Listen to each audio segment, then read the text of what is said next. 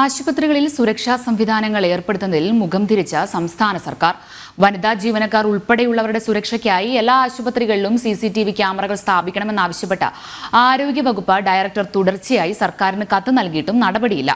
സാമ്പത്തിക പ്രതിസന്ധി കാരണം കാലതാമസം ഉണ്ടാകുമെന്നാണ് സർക്കാർ വിശദീകരണം.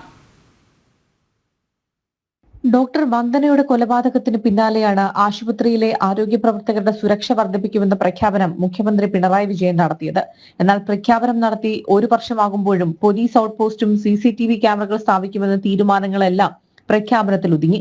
എല്ലാ ആശുപത്രികളിലും CCTV ക്യാമറകൾ സ്ഥാപിക്കണമെന്നാവശ്യപ്പെട്ട് ആരോഗ്യവകുപ്പ് ഡയറക്ടർ വീണ്ടും സർക്കാരിനെ സമീപിച്ചിട്ടുണ്ട്. എന്നാൽ സാമ്പത്തിക പ്രതിസന്ധി കാരണം കാലതാമസം ഉണ്ടാകുമെന്നാണ് സർക്കാർ വിശദീകരണം. പിണറായി സർക്കാരിന്റെ കാലത്താണ് ആശുപത്രി ആക്രമണങ്ങൾ ഏറ്റവും കൂടുതൽ വർദ്ധിച്ചത്. കൂടുതൽ ജീവനക്കാർ ആക്രമിക്കപ്പെട്ടത് പോലീസ് സംവിധാനവും സുരക്ഷയും ശക്തമായ തിരുവനന്തപുരത്താണെന്നും കണക്കുകൾ വ്യക്തമാക്കുന്നു.